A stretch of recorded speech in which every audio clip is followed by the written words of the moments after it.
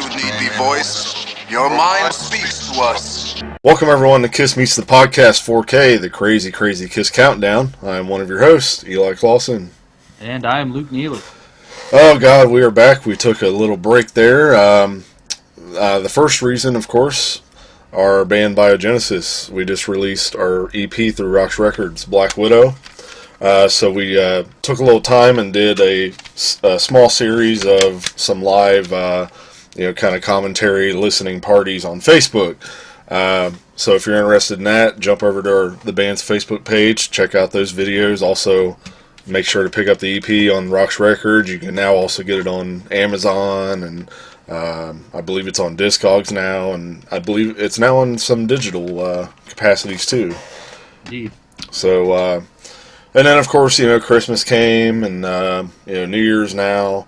Hope everyone had a great holiday. Hope everyone was safe. Hope everyone got some cool Kiss stuff. If you did, show us.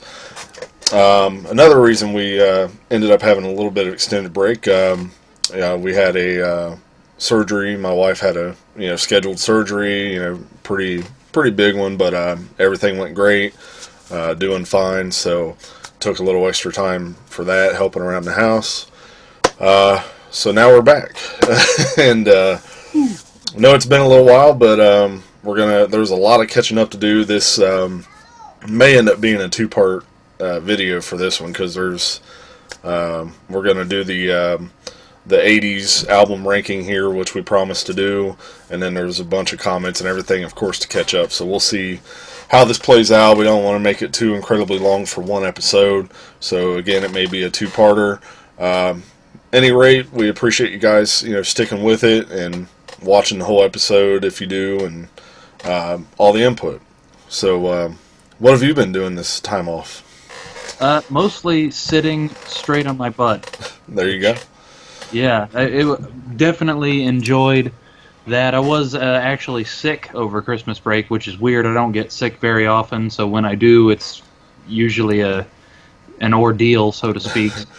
That particular part of it was unpleasant, but other than that, yeah, lots and lots of sitting, because that producing that EP took forever. And ton of work. So for the first time in a long time, I didn't have anything demanding my attention right now. He's doing a lot of praying to the porcelain gods. Yeah, that's exactly right too. Of course, the final tour is going to be kicking off here in a few weeks, starting in Canada. So still got to get on some tickets for those eventually. Pretty excited. But hey, I mean, let's not waste any more time. We like I said, we got a lot to get into, so we're going to start off, and we're going to go through and just do our quick 80s album rankings. And I believe we have Steve participating in that as well. Yes, and I'm sure there was another one that commented, maybe Robbie. Okay. Or I'm going to have to get those on there as well. I know I saw them, but I can't remember which video I saw the comment on. Seemed like Rochelle may have... Did he put one for Rochelle, I thought? Or I don't think so. Maybe I'm just thinking of the album itself.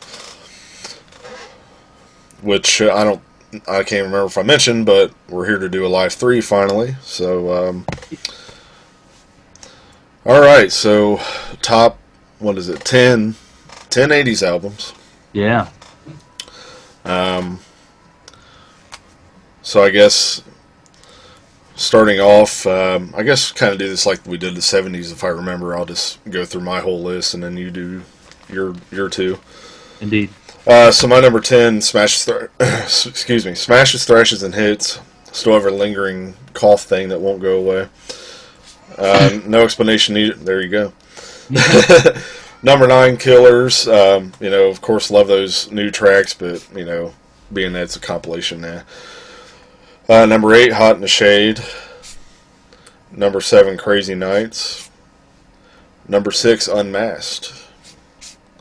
Number 5, Music from the Elder. Number 4, Animalize. And then number 3, Asylum. Number 2, Lick It Up. And then, of course, number 1, Creatures of the Night. Nice. Yeah, we have very similar bottoms. Ooh, we do, huh? Yeah, well, I don't know. Some people say. Right, right. Yes, this was really difficult. I'm gonna say I don't know why, because this is not the area I expected to have so much trouble in. I really figured, Animalized Asylum and Crazy Nights would be difficult, but these last several rankings have been near impossible. Yeah. It's weird, and this was no different. This '80s albums. I did notice um, something really strange that I'd never quite perceived before. Two greatest hits, but no live albums. Yeah, very odd. That was something with this Alive 3. It's like, I really wished Alive 3 would have been in the Eric Carr, Bruce. Yes. Like even the, what the big Animalized Uncensored, that whole concert itself could have been a perfect Alive 3 right there. Yes. Really wish they would have done one with Eric, but yeah, very odd though. No, nothing live. No, there wasn't even any live tracks inserted on any of those compilations or anything like that. So Right. So yeah, my number 10 also smashes. I love Let's Put the X in Sex, but let's be honest, it just doesn't save that. right, And same as you, number 9, Killers. Again, 4 new tracks are good, but yeah. My number 8 was Unmasked, which, just like we've been saying with all of this, yeah, it's at the bottom of the list, but it's not because I disliked it. It's just in comparison. yes, Not as big. Same with my number 7, Hot in the Shade. Nothing against it, just like the other ones better. 6, Music from the Elder. And then here's where it got super complicated for me, where I was really not sure how I was going to go, and I'm still, even just looking at this, I'm like, I don't know if I can justify this. Lick It Up is number 5, Crazy Nights in number 4, Asylum in 3, and then Creatures with 2 and Animalize in number 1. nice. And then, did we want to mention Steve's or? Sure, we can go through his real quick, and I did actually just look. I do have Robbie's. He commented on the Revenge episode. So Steve's got Smashes at 10, big surprise. Asylum at number 9. Huh. Killers at 8. Crazy Nights at number 7. The Elder at 6. Hot in the Shade is number 5. Unmasked at 4. Animalize at 3. Lick It Up is 2. And Creatures in the number 1 spot. Well, he redeemed himself there at the end. Yes. Okay, and then Robbie's here. Oop, I'm looking at the wrong page. Here we are. He's got Smashes at number 10. Killers at number 9. Asylum at 8. Lick It Up is number 7. Hot in the Shade is number 6. Elder at number 5. Crazy Nights number 4. Creatures at number 3. Unmasked is number 2, and Animalize is number 1. Wow, I actually had not read that before I did mine. It's good to see another person with Animalize in the first. Pretty interesting, yeah. Yeah. And then just as a side note, with these 90s and 2000s albums, we'll probably wait until the very end and just kind of do all those combined, since obviously there wasn't, very many releases for the 90s and 2000s. And Right. Right, yeah, that would be kind of pointless. all right, let's. We got a bunch of comments, and we also had a lot more changes, of course, with the rankings. Nothing, on the major side of things as far as like top 3 or anything. Right. Yep, I think I'll probably go through all of that really quickly too. Let's actually do that before the comments. Now that I'm thinking about it, just because a lot of the comments were ratings. So we did have a couple, or at least one brand new name that we hadn't seen before.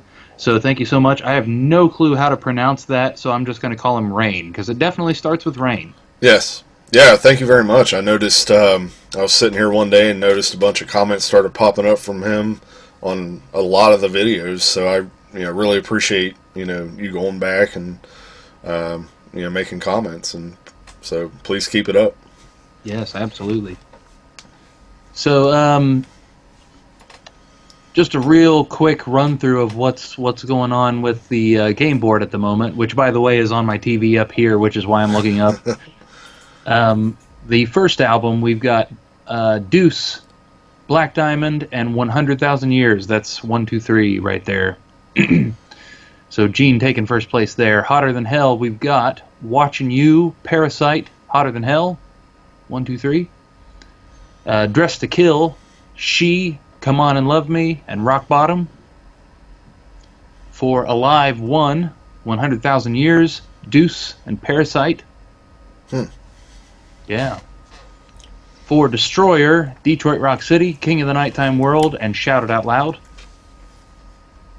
Rock and Roll Over, Calling Dr. Love, Take Me, I Want You, which third place has been fluctuating a lot on that one. Between I Want You and I don't remember what the other one is, but I know that changes out just about every time somebody new comments on that episode. Third place changes. I'm pretty positive Hard Luck Woman was number 3 at one point. Yep, I think you're right. So poor Peter got a medal taken away. Sad little Peter. Yes. Love Gun got Shock Me, I Stole Your Love, and Love Gun.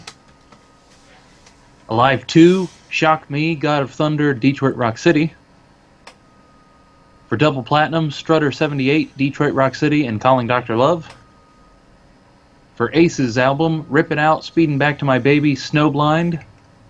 For Gene's, Radioactive, Mr. Make-Believe, See You Tonight. On Paul's, Tonight You Belong to Me, Wouldn't You Like to Know Me, and Love in Chains. For Peter's, I Can't Stop the Rain, That's the Kind of Sugar Papa Likes, and Hooked on Rock and Roll. Of course, Sugar winning the award for Best Song Title in the entire Kiss catalog.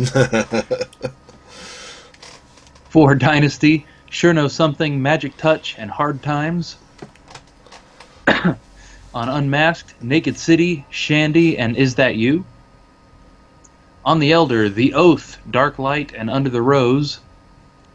For Killers, Nowhere to Run, I'm a Legend Tonight, and Down on Your Knees. For Creatures, we got Creatures of the Night, War Machine, I Love It Loud. Lick It Up, Exciter, Not for the Innocent, Lick It Up. What is with all the title tracks getting third place? That's weird. On Animalize, Heaven's on Fire, I've Had Enough, Into the Fire, and Thrills in the Night. On Asylum, King of the Mountain, Tears Are Falling, and Who Wants to Be Lonely. Crazy Nights, No, No, No, Thief in the Night, I'll Fight Hell to Hold You. On Smashes, Let's Put the X in Sex, You Make Me Rock Hard, and Heaven's on Fire. For Hot in the Shade, Betrayed, Hide Your Heart, and Forever. And then, of course, our last episode, Revenge, Unholy, I Just Wanna, and Domino. So nice. Lots of interesting stuff there. I should have figured up who's got the most first place medals, but I would place a pretty big bet that it's Paul. Yeah, absolutely. I don't know. Actually, looking back up at now that I'm looking, might actually be Gene. Paul definitely has the most medals overall, but I think Gene might have the most first place. Yeah, because he did slide a few places. Right. So now that we've got that, let's also take a look at the overall average ratings that we've been doing as far as what albums are in the lead. I just figured that up before we started recording, and man, I was not expecting most of this. Not expecting this at all. Quite a few ties, too. So let's go from the bottom up. That'd probably be a little bit more interesting. Right now, in dead last place and 21st place, unsurprisingly, Smashes, Thrashes, and Hits with a measly 4.6 out of 10. Go ahead. Oh, I was just going to say, I think before we started, I would have guessed Peter to be in last place. Yeah, very true. And by the way, people, you notice he said 21st place, and we've done 25, so that tells you we need some help right there. Yes, lots of ties. Lots of ties. Currently in 20th place is Music from the Elder with a 5.4 out of 10. And for God's sake, people, get that further up the list. That is not the second worst album in the Kiss catalog. Come on. Yeah, I have to agree. Yeah. 19th place, Gene's solo album with a 5.6. And I don't agree that that's that low either. I'm sorry. Again, yeah, third worst Kiss album. Yeah. In 18th place, speaking of undeserved, Hot in the Shade with 5.9 out of 10. Yeah, see, this is weird. Who would have guessed some of this? 17th place, Peter's solo album with a 6 out of 10. And again, I mean, even worse than The Elder. Is Peter's album better than Hot in the Shade? Really? Oh, God. No. In 16th place at the moment, Double Platinum with a 6.7 out of 10. And right next to it, in 15th place, Killers with a 6.8 out of 10. So all three of the greatest hits albums pretty near the bottom. Understandable. Yeah, I guess I could have seen that coming. In 14th place, this I think I probably saw coming. Don't personally agree with it, but 14th place, Asylum with a 7 out of 10. In 13th place, Crazy Nights with a 7.2 out of 10. We come on our first tie here, tied for 12th place, the most unlikely albums you will ever see next to each other again. Unmasked with a 7.4, and also Animalize with a 7.4. What? We should have skipped this segment. This is just making us mad. Oh, my God. Well, if you weren't mad before, then you will be now, because right next to those two albums in 11th place somehow is Revenge with 7.7 out of 10. Now, keep in mind, of course, too, that these are all pretty high rank. Like 7 out of 10 is a pretty high rank, but yeah. Still 11th place, you know. In 10th place, we have another tie, surprisingly, Hotter Than Hell and Dressed to Kill, both with 7.8 out of 10. And somehow beating all of those, in 9th place, Paul's solo album with 7.9 out of 10. All really close there. Currently in 8th place is Lick It Up with an 8 out of 10. That's weird that it's 8th place and 8 out of 10 and not 8 point something. What were the odds of that happening? Right above that, we have a tie in 7th place. Again, personally didn't see this coming. This is weird. Destroyer and Dynasty with 8.6 out of 10. Wow. I mean, I don't know, man. Like, at this point in time, I kind of do like those albums just as much, you know? Yeah. And it's weird to say because, again, you know, 5 or 8, 10 years ago, I would have been like, Dynasty should be towards the bottom, but... Right. Right. Definitely weird. Now, from here on, I would say it's pretty fair and expected. In 6th place, Alive 2 with 8.7 out of 10. 5th place, now this one's a bit lower than I would have expected it. Actually, we have a tie for 5th place. Rock and Roll Over and Love Gun with 8.9 out of 10. Then that one's a little easier to swallow. Yeah, I would have expected Love Gun to be a little higher than that, I think, but okay. In 4th place, Ace's solo album with a 9 out of 10. But see, again, that better than Love Gun or Rock and Roll Over? Now, yeah, I would have put that below. I definitely would have put that below. And then our top 3, which I would say deserved and expected here. In 3rd place, the first album, Kiss, with a 9.1 out of 10. In 2nd place, Alive, the first Alive, with a 9.5 out of 10. And still pretty high up in 1st place, Creatures of the Night, with a 9.7 out of 10. Absolutely. So that's going to be tough. I would not be mad, because it's almost like the first album in Alive should almost be number 1 and 2, because... Right. Hey, the first album started all Alive is what made them, basically. Yeah. So, you know, I would have no problem if that ever happened, but we definitely need to break up those ties. So, you know, please put the word out. Let's get some more votes in there. Yes, definitely. And just super interesting. I don't think I would have seen 90% of that coming. even being that we've been here for the entire time, knowing what these albums have been rated, wouldn't have guessed those results, really, you know? Yeah, from the time that we started this, we probably could have wrote out what we assumed, okay, it would have been peanut butter and jelly. It's going to end up being like this, and again, that's the fun thing about this, and why we love to do it. It's it makes everything so interesting. Yeah, it's practically impossible to see coming. All right, so let's jump into some comments here, and I'm going to try and get through these kind of quickly because a lot of them are excuse me. A lot of them are ratings that we won't actually go all the way down through. So clear back to the very first 4K episode. We've got Chuck Hoskins voting. Indeed. He actually voted on several of these too. So he notes here, awesome debut, 9 out of 10. So we got his in there. We've got Rain, who said, started watching your podcast with the Elder. It was fun to watch all episodes back to the first album in the last 2 months. Maybe I will rate all of the studio albums later. The first album is magic and absolutely perfect. It's a perfect 10. Never skip a song. And also, somehow, Rabble, who says, I never rated this masterpiece of an album. Come on, Rabble. I know. So we got Rabble in there, and he also notes, I only give 10 stars to a few Kiss albums, and this is one of them.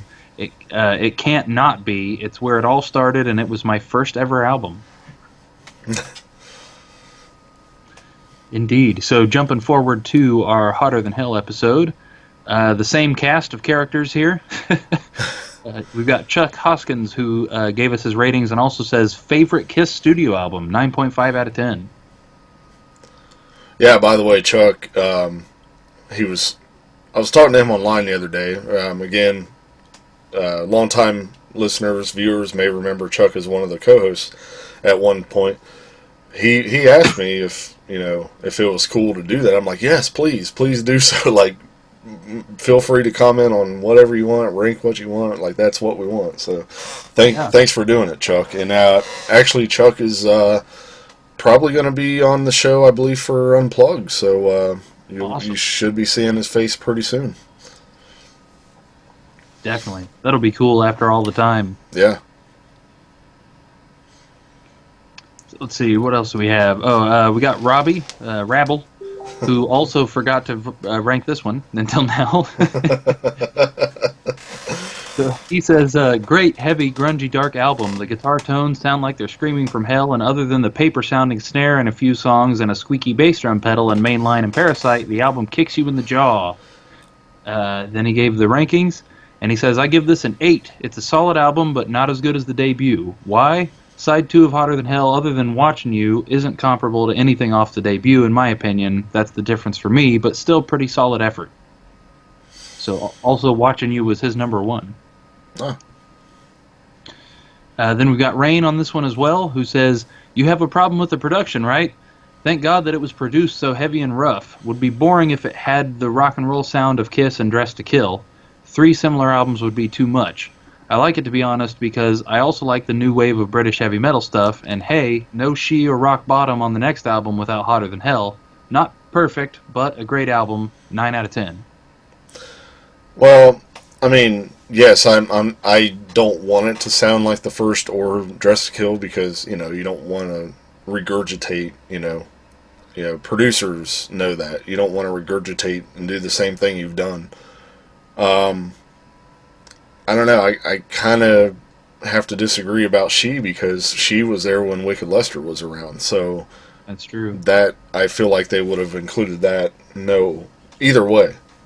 But yeah, I mean, they're part of that production of Hotter Than Hell. Yeah, it kind of does give it that character, but it's just that ear that we listen to it with. It just should have sounded a little bit clearer. Right, yeah. I can personally say that as someone who's produced albums before, it's bad. I don't see how it lends itself to the heaviness. It's muddy. It wasn't done well, And again, it doesn't, please don't confuse that with we hate the album or anything like that, because it's one of my favorite Kiss albums. I don't even remember what I ranked it then, but I'm sure it was fairly high and all that. And I love the whole album. But yeah, so that's all it is. Oh yeah, yeah, and you can't change it. I mean, Yeah. It's not like us saying, "Boy, I wish this had been produced better," makes any difference at all. Yeah, I mean, it's just, and people say that about everything. I mean, you hear that about Hot in the Shade. You hear that about all kinds of let alone, Kiss, let alone other stuff. And Right. apparently there wasn't a way to make Hotter Than Hell sound any better, because even with double platinum, I mean, there's a slight improvement there, but there just wasn't much they could do about it. Right, and it was probably based on them being in a weird studio, and they did it in kind of a hurry. Mm-hmm. It's understandable, at least to an extent. Yeah. Couldn't have been on a big budget, Absolutely. So let's see, Dress to Kill jumping up again. Same cast of characters here. Got Chuck Hoskins, who says fantastic album, 8 out of 10. Gave us his ranking for that. We got that in there. Rabble again says, yeah, you Kiss rockers, I'm all over the place catching up. I totally did not rate this album or tune, so here we go. And he gave us his ratings on that. He says, a great album mixed with a bunch of hidden nuggets in my opinion, but not enough ace solos. If there were ace solos in Rock and Roll All Night and Anything for My Baby and longer solos in Two-Timer and Come On and Love Me, this would have been one of their strongest efforts, but it feels rushed and the album's a bit short. Still has some good tunes. I give this a 7.5. Definitely not as good as the first two albums, but I do like it more than Destroyer and Rock and Roll Over. What was each of their number ones, at least? Right. Chuck's was Come On and Love Me, and Robbie's was Love Her All I Can. Oh, very interesting. Definitely. We've also got Rain on this one, and he says, the second perfect Kiss album. Love every second of it. 10 out of 10. His number one was Rock Bottom. Definitely. I'm surprised that Robbie likes this one better than Destroyer and Rock and Roll Over. I've always loved this album, of course, but I'm not sure I would have put it above those. That's interesting. Right. I mean, again, there's that different feel and sound that those first three albums have versus, the following three. And I don't know, I guess it's kind of a which version or era do you like the most, I guess, is what it kind of comes down to. Because I've found myself, like, as much as I kind of lean more towards, that Destroyer through Love Gun era, but yet I feel like I'm more in love with those early days as far as, like, the sound and, looking at pictures and video. It's like I feel like I get more, like, interested in it, like trying to imagine, like, oh, what would that have been like to, see that in so it's kind of like both things, coming at you at once. Right. Too much good stuff to say. Yes. Yeah. Definitely.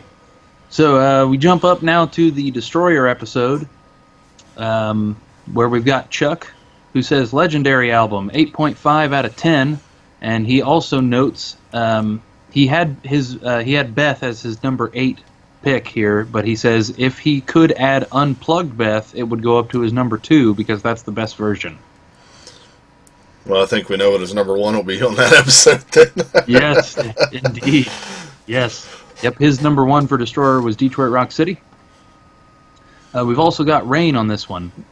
And he says, okay, the first thing I have to say is that I like the songs, but the production of the original LP is nothing for me. I am a big fan of the Destroyer Resurrected CD. That's so much better than the original. I give it a 7.5 for the Resurrected version. You see, still not my favorite Kiss album. Love God of Thunder, Detroit Rock City, Sweet Pain, and Flaming Youth. The rest is so la-la. His number 1 was God of Thunder. That's very interesting. Now, Rain, you're going to have to come on the show because I want to know why you like that much more, and what is it? I mean, I like it too, but I can't really say. I mean, I guess I'd have to side with the original, but the Resurrected is interesting. But I know there are it's critics, and Peter himself wasn't a fan of it, so I'm interested to find out more of why you like that more. Definitely. I think I would agree in the thought that personally I think the Resurrected sounds better, but I never had a problem with the original. That's definitely interesting. I mean, as a drummer, I'm like, yeah, because the drums stand out more, and so that part of it, I was like, oh man, this is great. Yeah. Kind of similar to the reissues they've been doing with the Beatles. The drums are standing out more, and you can really feel them now. Definitely. But yeah, please leave a comment, let us know more. Or, again, you're more than welcome to come on the show. We'd love to talk to you about this stuff. Yeah. So jumping up to Rock and Roll Over now, we've got Rain again. He says, another great LP, better than Weird Destroyer. I want you, yeah, I want you and Calling Dr. Love are so friggin' good. And he actually put friggin'. Says, ever listen to the entire album, no skips. Baby Driver and See You in Your Dreams are good, but I prefer the other 8 songs. Making Love on Alive 2 is a God song. 9 out of 10. And I don't know if that is meant to be God song or good song. Either way, his number 1 on this was Calling Dr. Love. Weird Destroyer. Weird Destroyer, yes. All right, jumping over to Love Gun, we got Rain again. And he says, sounds like a mix of Destroyer and Rock and Roll Over. Rating is in the middle of these 2 albums. It's an 8 out of 10. He also notes, Then She Kissed Me sucks big time. Got Love for Sale's not much better. Those are his bottom 2. And his number 1 was Shock Me. There we go. Definitely. Alive 2, we've got Rain again. Now, he didn't actually give us ratings for this one. He says, I don't rate live albums, but All American Man, Larger Than Life, and Rocket Ride are 3 of my all-time favorites. It's the first Kiss tape I ever bought. As a little kid on the release day in a big warehouse in Germany, why I bought it? Because of the album cover. I have to agree that the live albums feel like they're harder to rank. So many songs. Yes, and then because you're kind of basing it off that version versus the album version, and it ends up so different. Right. And two, all of these albums that have had mixes, like Alive 2 that had studio songs and live songs, and then the greatest hits, maybe not so much double platinum, but killers and smashes. It's really hard to put those new songs up against the old ones because you kind of want the new ones to win because they're not on anything else. But face it, really, is X and Sex a better song than Detroit Rock City? No. Nah.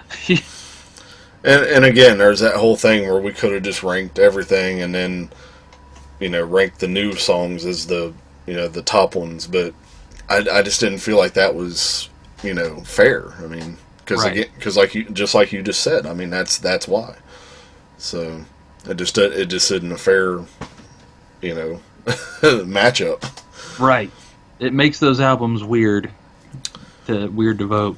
Which an interesting note on the Alive 2 I was just reading about in the Alive Forever, when they were filming the concert that they did at Magic Mountain for Phantom, and they played a regular show for the people before.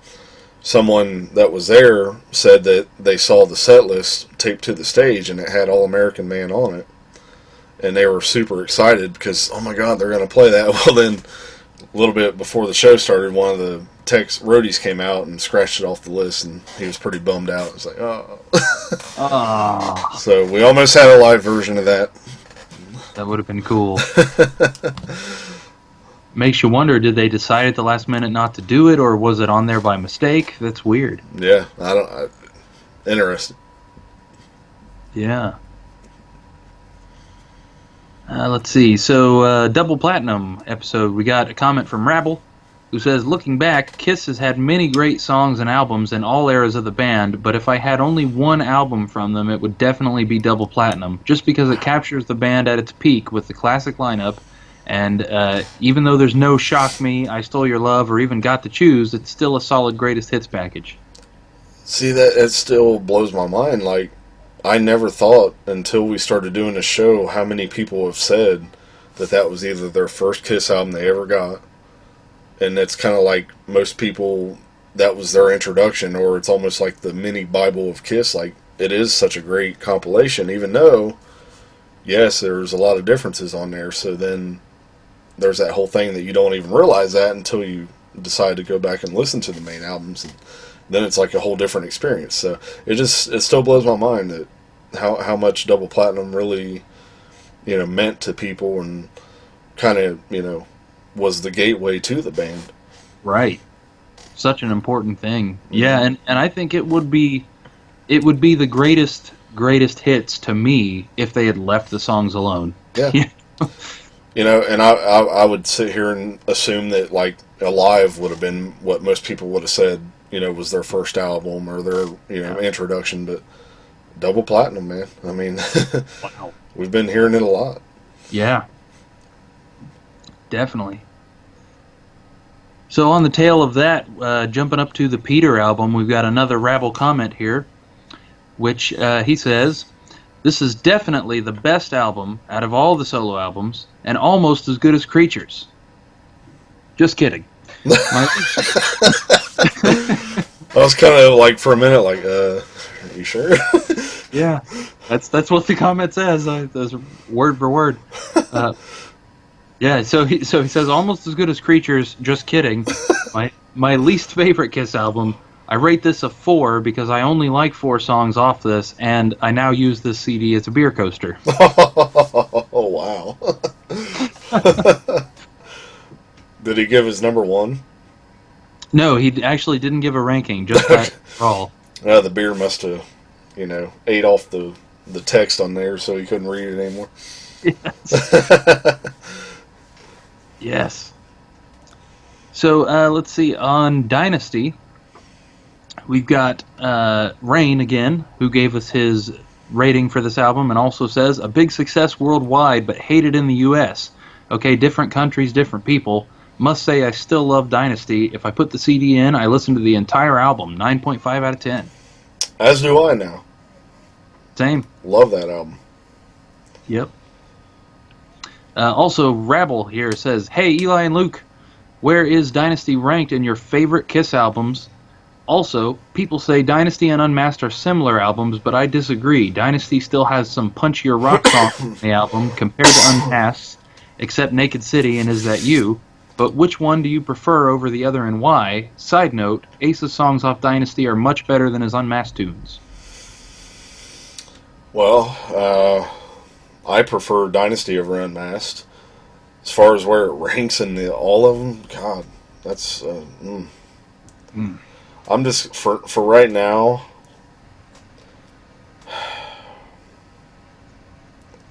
and I'm just kind of quickly, this could change by the end of the whole thing, I'm just going to say right now it'd probably be number 6. Yeah. Yeah, I can't even begin to tell you without sitting here and just ranking them right now. Mm-hmm. I have no idea. Which we are going to do that at the very end. We are going to just rank them all. So, again, I say this now, but it could change by then. So, it could end up being my number 1 by the time that happens. Who knows? Yes. Well, I definitely agree with you there, Robbie. I like Dynasty better than Unmasked because of the heavier, punchier songs. Right. But then Unmasked is, Naked City. I mean, it's just... Right. If I could just listen to the bass track alone, I would do that. Yeah. Yeah. I mean, there's a lot of good stuff on there too, but yeah, Dynasty definitely takes it for me. And I have to say too, I think just me personally, I think that I like Ace's Unmasked songs a little better than the Dynasty ones. Really. Yeah. Just me personally, I really like Two Sides of the Coin. That's one of my favorite Aces songs of all time. And I know you hate it, but I love Talk to Me. I always have, and Torpedo Girl's okay, and Indeed.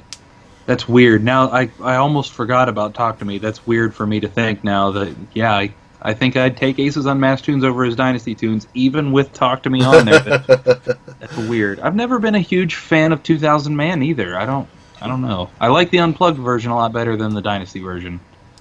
Yeah. that was honestly my introduction to that song, because again, back at that time, I didn't listen to that song. It was always, I Was Made and Sure Know Something was really about it. Right. And then when Unplugged happened, I'm like, 2000. I was like, oh, for all I knew, it was a new song at the time because I didn't know track by track as well at that time. And then I happened to realize it was on Dynasty, and that was around the same time that, I started going out and buying every CD with each paycheck and all that stuff. So, yeah, I mean, I like it. It's a good song. Definitely. So, coming up to Unmasked now, I just opened the page and realized this video has a dislike. Oh! Is it because of the album or something we said? I don't know. I don't know. So, we've got Rain on this one. He says, weird. Another big worldwide hit. He likes to call things weird. I love it. Weird. Another big worldwide hit, but not in their homeland. Is it as good as Dynasty? No. Is it a bad album? Definitely no. Very good pop rock. I think the problem was that the first Iron Maiden LP, British Steel, or Ace of Spades changed the music taste to a heavier direction, but I personally enjoy the majority of Unmasked. 8 out of 10, and his number 1, of course, Naked City. Nice. Also, we got a rabble on this one. He says, I forgot to mention, I rate Unmasked a 9. Why? Because I love that Kiss went this direction, playing pop radio tunes, and went commercial, showing how talented Kiss really was. I was blown away how good the songs were, and I was seriously hoping they'd make another album like this after this, but Kiss really went into another direction with The Elder. But I will give them an A for effort, making a great pop rock album, and remember, I was only 8 at the time when Unmasked was released, so hearing these catchy pop tunes, staring at the poster on the wall, and the album cover got me excited at the time, and I still thought Peter was in the band, but I heard Two Sides of the Coin and What Makes the World Go Round, and thought, what's the deal here? Then I read in 16 magazine Eric Carr took over for Peter, so I assumed Carr played on a few tunes. Funny how Kiss screwed with the fans a few times, but I get it. They wanted to hide everything like nothing was wrong. Rock on. You were only 8 at the time. Gee, I was probably like a month old at the time. Yeah. I was negative 11. And it's still funny because between Dynasty and Unmasked, I'm kind of, it's almost like surprising that they didn't offer Anton Fig the job, because the stuff he does on both those albums, man, it's, let alone, Ace's album and all that. Some really good stuff on there, man. Yeah, definitely. Alright, so, The Elder. And I promise we are getting towards the end of the comment section. We've got Rain commenting on this, and he says, how much I love this album, every second of it, every day since it was released. Please play on a future cruise the entire album with the iceberg stage set and the original Elder costumes. Gene's gray trousers rocked. 10 out of 10. I want to hear Only You live. And then his rankings, Only You was his number 1. Wow. Well, I mean, I'm sure there's a lot of us that would like to see that happen, but, the odds of that, Yeah. Definitely agree, though. That would be cool to see them just embrace it and do the whole thing, even if it's just once. Yeah. But yeah, they probably will. I bet Eric and Tommy would be up for that. Oh, absolutely. The stuff they probably jam in practice, we can only imagine. Yeah. Yeah. They could get away with charging probably $5,000 to sit in on a practice, Let's see, Creatures. Robbie commented on that. He says, update on Creatures. I think I was a little excited when you guys posted the Creatures album, and I rated this an 11. Well, I have to change it to at least a 9 because Love Gun... Yeah. Love Gun is a better classic album with the original 4, and I do like a few others more than this one.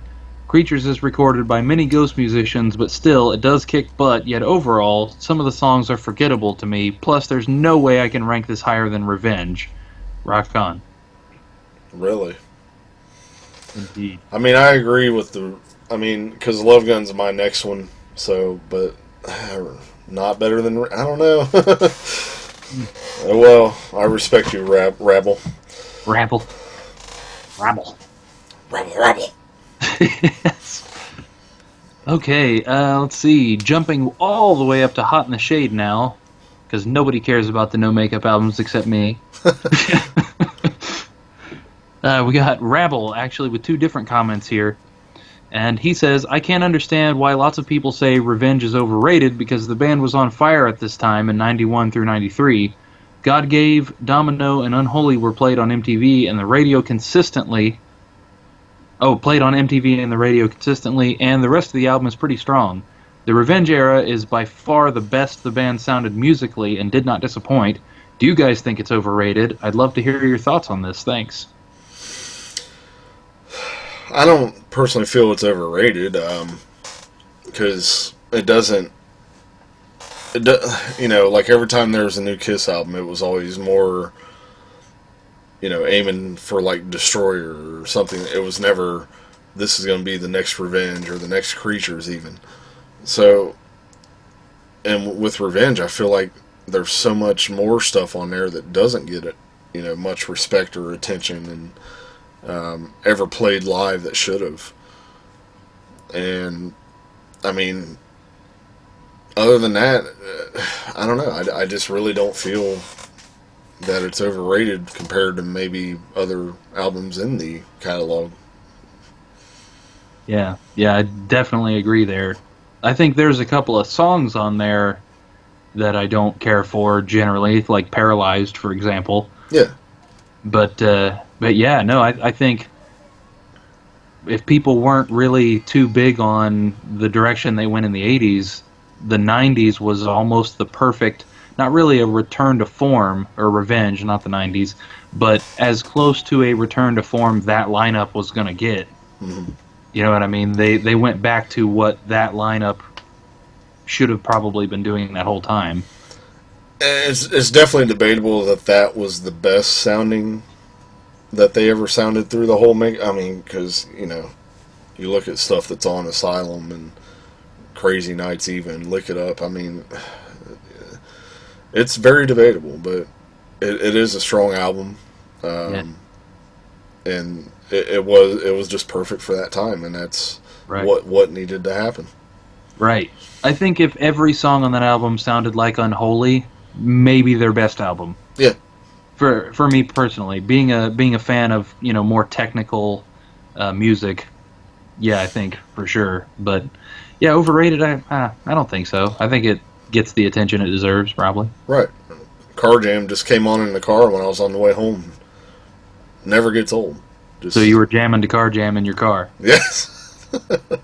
Car jamming to Car Jam. Trying to figure out parts that I can't get in my head as I'm driving. Yes. So we've also got Rabble here. Same video, still Hot in the Shade. And he says, Gino was a blast and a great entertaining show for sure. I agree 100% when Gino said when Kiss took off their makeup, people said they sold out. Well, the band stayed relevant throughout all the years and stayed strong until this day. He then gave us his Revenge ranking. He says this album smokes. We got all that in there. His number 1 was Unholy. He says, one of the best songs ever made. This album is one of the best in the catalog, in my opinion. I definitely enjoy the Gene tunes more than Paul's, but still a killer heavy album. Singer and Kulick bring energy big time. When I saw Kiss at Arsenio Hall, or on Arsenio Hall, back in 92, they played live and I was blown away. If you've never seen the episode, check it out. I give this album a 9. Revenge is the best album next to Love Gun, Animalize, and the debut, and I like it more than Creatures. That's weird. I really don't feel like they sold out. I feel like they made a statement because, again, it was just time. It needed to happen. With the member changes. Of course, that part's debatable too because I don't agree with the whole. They always give that line about what would have been next, Giraffe Boy. It's like, really, come on. There could have been better ideas than that, but. I mean, there was people that said they sold out when Destroyer came out. So, I mean, the people said they sold out when Eric and Tommy joined them. I mean, it's been kind of a consistent thing at times. I mean, I don't know. It's, it's definitely another good discussion. Right. Yep. So we also got Gianni on that episode.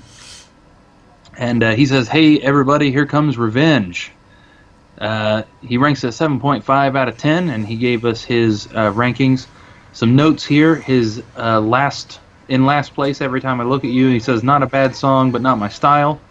Then Paralyzed, 100% filler, he says. Car Jam, nice tribute to Eric Carr, but why Bruce guitar on that? Take It Off, he says, too cheesy. Let's see, jumping up to his number 6, which was God Gave Rock and Roll to You. He says, not the best Kiss anthem, but it's okay. Heart of Chrome, he says, this reminds me of Youth Gone Wild by Skid Row. Tough Love, killer heavy riff. Thou Shalt Not, great Bruce guitar solo. This is Bruce's record. And then his number 1 was Unholy. He says, the best coming back of the demon persona ever. I tend to prefer Gene songs on this album rather than Paul. Bob Ezrin did a very good job on the production, and last but not least, I love the look of the band in this period. Raw, dirty, bearded, and hell-bent for leather.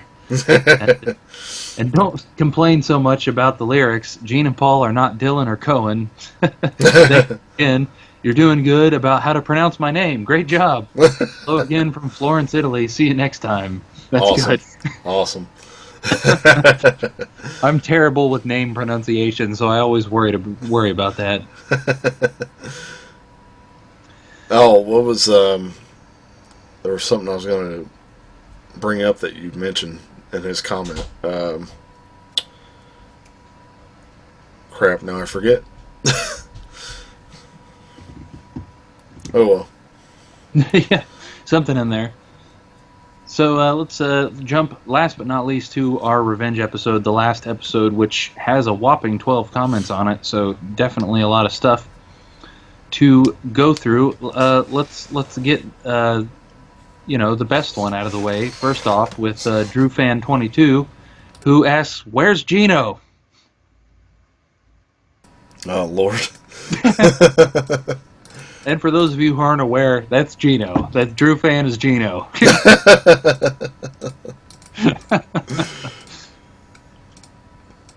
I don't know. It's weird because I think Sweet Pain took some time off too over the holiday period, and I'm fairly certain that since I joined the band, that's the longest I've gone without seeing Gino or Paulie, and that seems kind of weird now that I think about it. Yeah, it kind of does. Huh. Apparently, Paulie got an Iceman. Ah. I'm excited to see that. Yeah. Yeah. Okay, so also moving on, John Cogburn. See, this is why I'm worried about pronouncing people's names. There's an easy one, and I can't. John Cogburn. He says, "I do agree with Love Gun. Amazing album, and they amazing album that they overlook live, especially Gene songs." Yeah. Oh yeah. Definitely. Sorry, it's been a long time since we recorded the Revenge episode, so I assume he's making reference to something we said in there, and I don't remember. What? About the Love Gun thing? Love Gun, yeah. But definitely, yeah, I'd never really thought about it that way, but they do overlook Gene songs from Love Gun, other than Christine 16, of course. Yeah, and they'll occasionally pull out Plaster Caster, like on the Sail Away show and stuff like that. But yeah, I would love to hear "Got Love for Sale." Yeah, definitely. We got Rabble here, who's commented 4 times on this video. And he says, "I listened to Revenge a few times since this episode, and it's a strong album, but I feel I need to knock it down half a point. All songs are good, but not great, and Revenge isn't my favorite 90s album." So 9 out of 10. Is it still better than Creatures? I'm confused now. Yeah, I'm not sure. He's always second-guessing himself. I love it. Yeah. That's why he's Rabble. Go steal some hamburgers and think about it. Some of the best drumming and guitar work on a Kiss album. Eli and Luke, is this your favorite non-makeup album? Revenge? Yeah.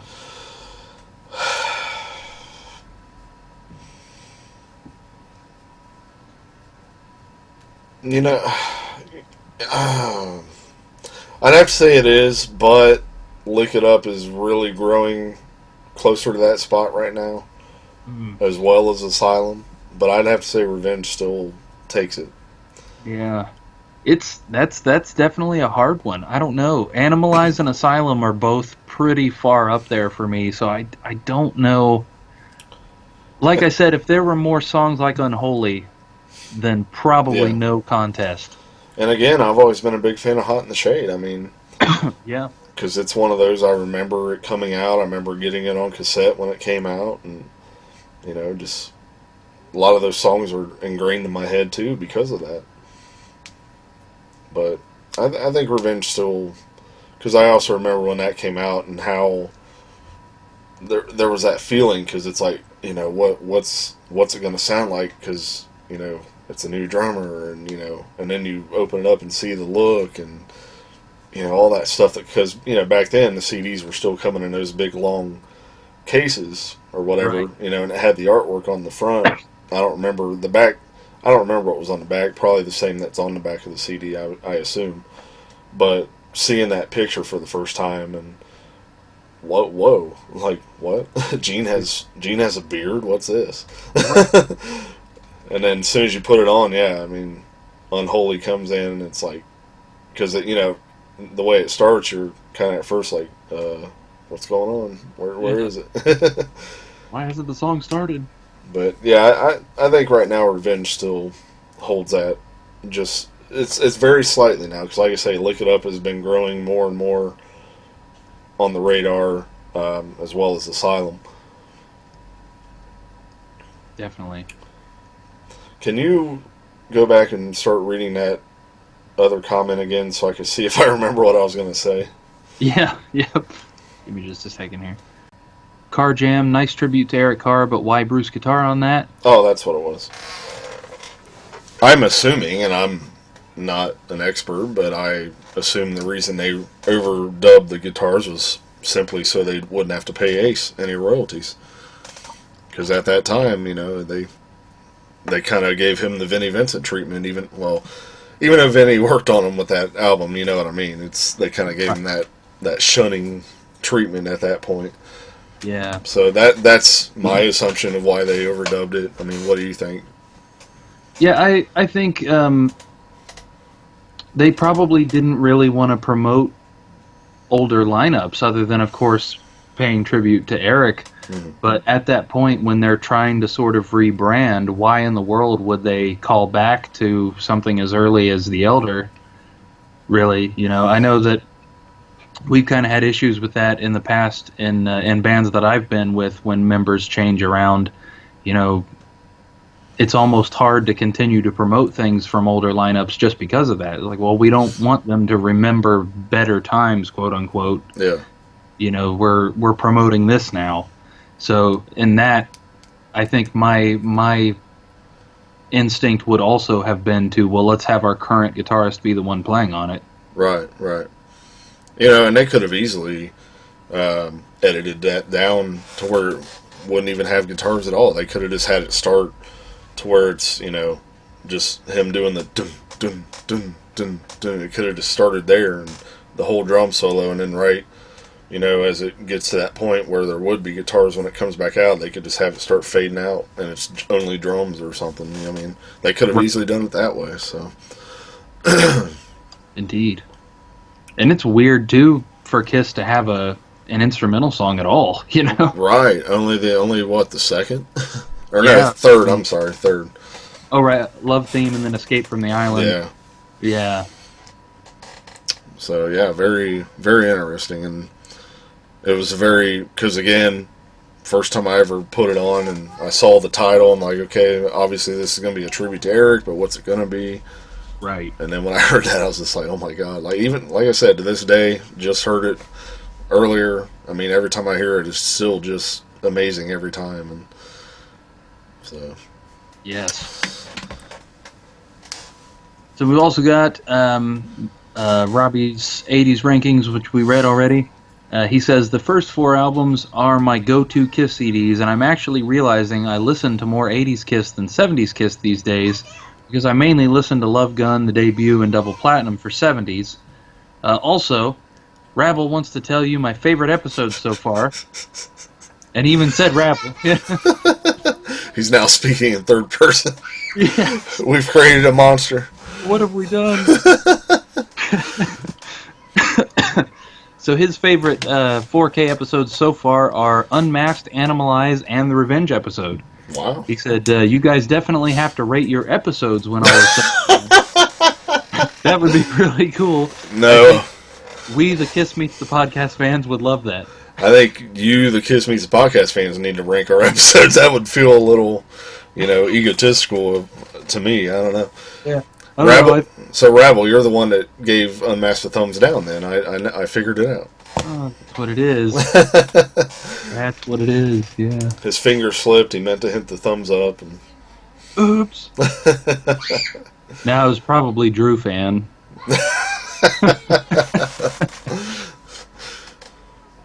And where's Guitar Man? We haven't seen Guitar Man for a while. Where did he go? Yeah, where is Guitar Man?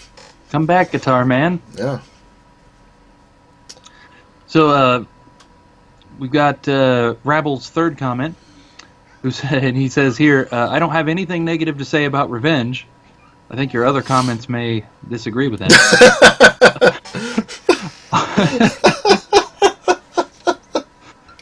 all I know, it blew me away when I first heard it.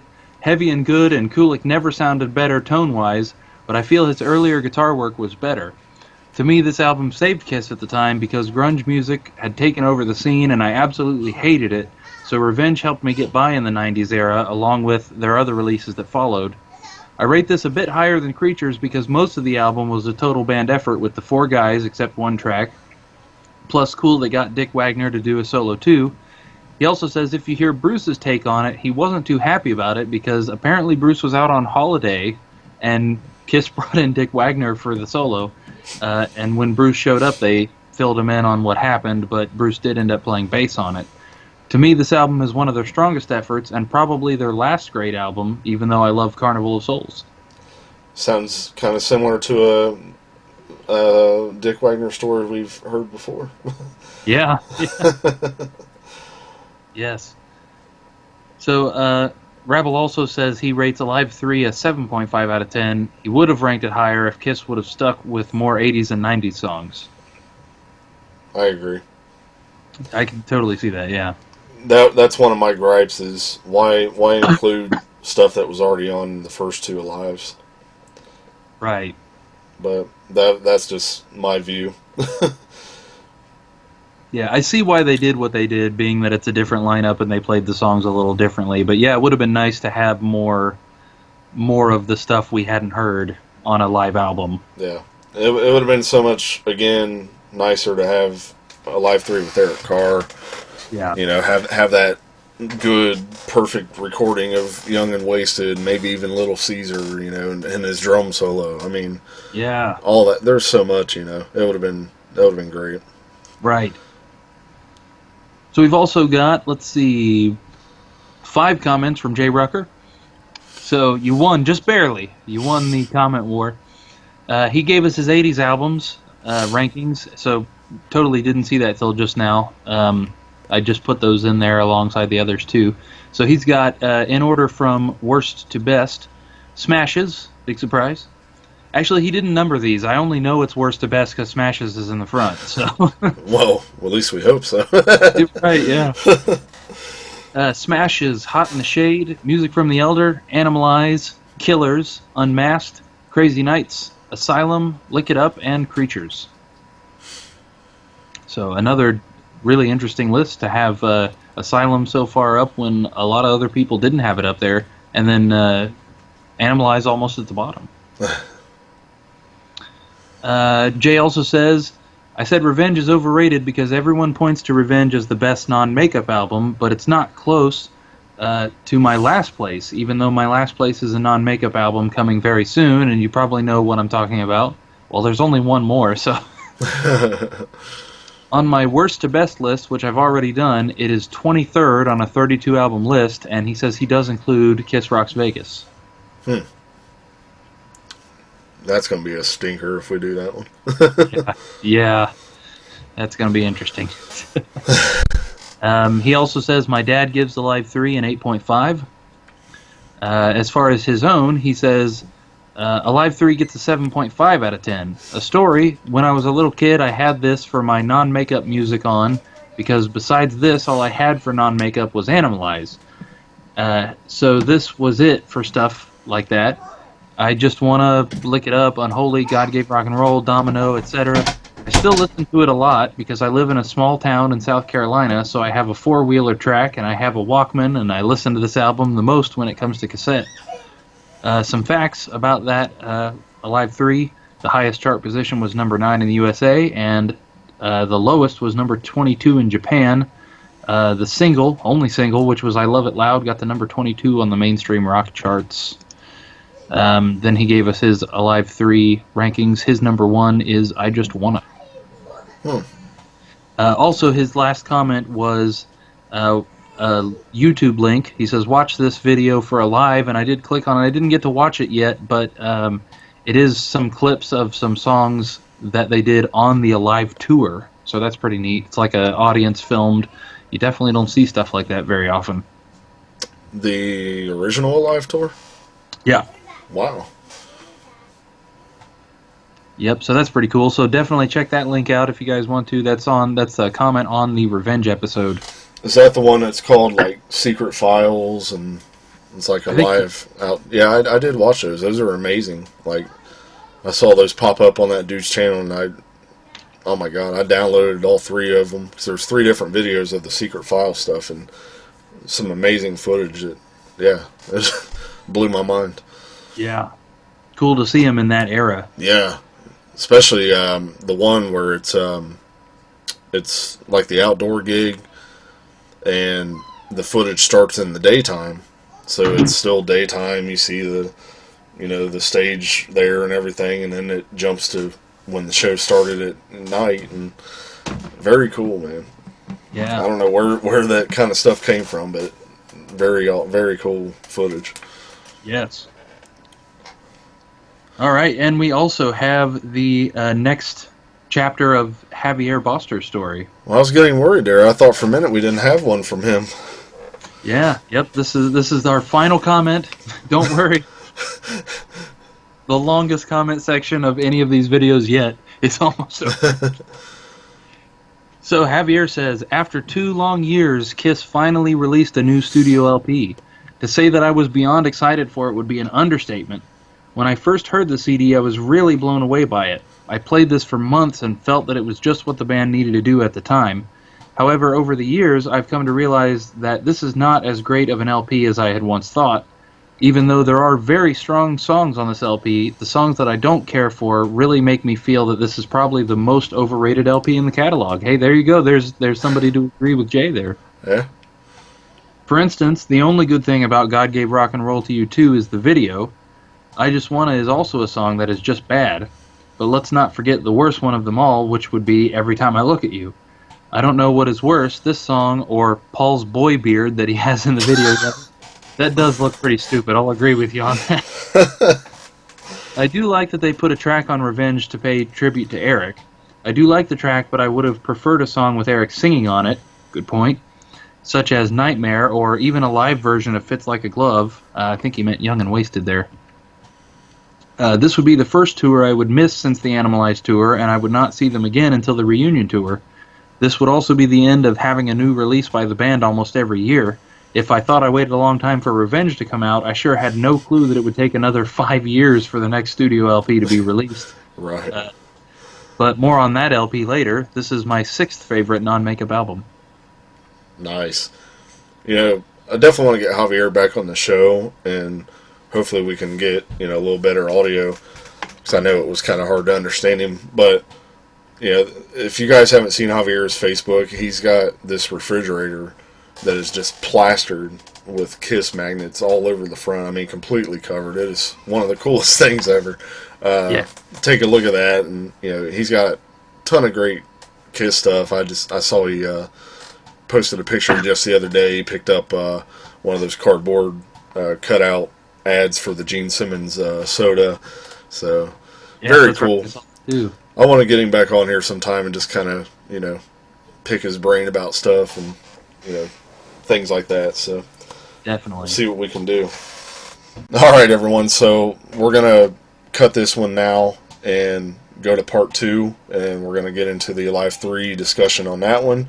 Hope you guys stuck through with this and enjoyed this little bit of a kind of a catch up and rehash episode. So we'll see you guys on part 2 there for Life 3. Later.